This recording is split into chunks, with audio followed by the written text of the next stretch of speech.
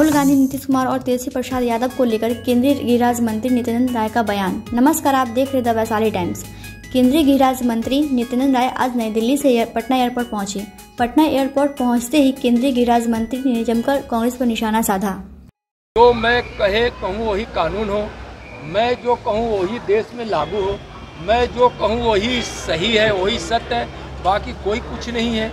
तो यह कांग्रेस के स्वभाव में है। अब जनता के बीच अपना पूरी तरह से जनाधार खो देने के बाद अब बौखलाकर कांग्रेस इस प्रकार का बयान देती है। राहुल जी का इस प्रकार से कई बार बयान आया है, किसी मोदी सरनेम को अपमानित करना। अब ठीक है, लोकतंत्र है, इसमें बोलने की छूट है, लेकिन किसी को गाली देने की तो छूट नहीं है, किसी समाज को या सरनेम को अपमानित करने की तो छूट नहीं है। और कांग्रेस अनावश्यक इस विषय को कई बार लाई है। और यह सोचिए कि जब एक बार न्यायालय ने, सुप्रीम कोर्ट के माननीय न्यायाधीश ने कानून के तहत सज़ा दे दी है, तो उनको स्वीकार करना चाहिए और जो न्यायालय का आदेश है उसको मानना चाहिए। उन्होंने जो गलती की है इसके लिए देश से माफ़ी मांगना चाहिए। और आज सोचना चाहिए कि आज़ादी से लेकर अभी तक देश के गरीबों के घर में खुशियां नहीं आई थी, गरीबी बढ़ रही थी। आज माननीय नरेंद्र मोदी जी के नेतृत्व में गरीबी घट रही है, गरीबों के घर में भी खुशियां पहुंच रही है। विकास के भगीरथ के रूप में माननीय प्रधानमंत्री जी के भगीरथ प्रयत्न से विकास की गंगा गांव-गांव तक पहुंच रही है।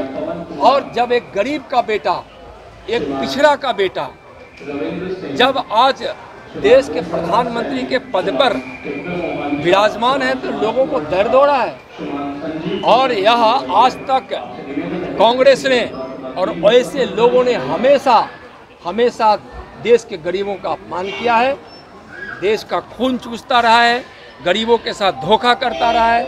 पिछड़ा हो या कोई भी गरीब हो या कोई वंचित हो, उसके साथ अन्याय करता रहा है, उनके अधिकारों को छीनता रहा है। और आज जब माननीय नरेंद्र मोदी जी के नेतृत्व में देश आत्मनिर्भर बनकर भारत विश्व गुरु बनने की ओर है, चारों ओर खुशियों का माहौल है। पूरे दुनिया में भारत की अर्थव्यवस्था आज दुनिया की अर्थव्यवस्था में सबसे सुदृढ़ व्यवस्था है। कोरोना काल से लेकर युद्ध काल में भी भारत ने अपनी अर्थव्यवस्था को मजबूत रखा है। तो आज कांग्रेस बार बार जो माननीय प्रधानमंत्री जी को अपमानित करने के लिए जिस अपशब्दों का प्रयोग करती है, गाली देती है, इससे गरीब दुखित होते हैं कि यह गरीबों का अपमान है, पिछले दलितों का अपमान है।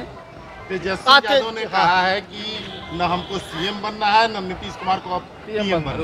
नीतीश जी को उनको सीएम रखना है और नीतीश जी को उनको डिप्टी सीएम रखना है, यही सोचकर शायद बोले हैं। वो जानते हैं तेजस्वी जी कि न नीतीश जी कभी पीएम बन सकते हैं और न तेजस्वी जी कभी सीएम बन सकते हैं, इसलिए बोले हैं। तो इसमें कोई आश्चर्य की बात नहीं है। से भी पूछताछ हो रही है, रामनीसा भारती से भी पूछताछ हो रही है दिल्ली में, क्या कहना है? देखिए, एक चीज भाई सुन लीजिए, मैं कई बार कहा हूँ, आज भी कह रहा हूँ कि भ्रष्टाचार ने, घोटालों ने इस देश के गरीबों का खून चूसा है, इस देश को हमेशा गरीबी में रखा है, अराजक स्थिति में रखा है। कानून आज अपना काम कर रही है, भ्रष्टाचार और घोटाला करने वाले कोई भी हों, कानून उन पर स्वतंत्र रूप से काम करती है। तो लोगों को क्यों दर्द हो रहा है? कोई भी कानूनी तरीके से कानून ने जो अपराध के दायरे में लाया है, घोटालों को जो अपराध के दायरे में लाया है, या किसी उस प्रकार के घोटालों से जिससे राज्य को या देश को, गरीब को, व्यवस्था को नुकसान पहुंच रहा है, विकास बाधा पहुंचती है, बस अब तक देश में यही होता रहा है कि राज सत्ता पर बैठे रहने वाले बड़े बड़े घराने के लोग जो परिवार की पार्टी बनकर रहते रहे हैं और उन्होंने घोटालों से और भ्रष्टाचार से गरीबों का हमेशा अहित किया है। आज किसी को क्यों तकलीफ हो रहा है? यह बिहार और यह देश देख रहा है कि जो नेताओं के पास पैसा भ्रष्टाचार के रूप में गया है, घोटालों के रूप में गया है, वह गरीबों का पैसा है, गरीबों के मेहनत का है, गरीबों की आह लगी है और कानून अपना काम कर रहा है।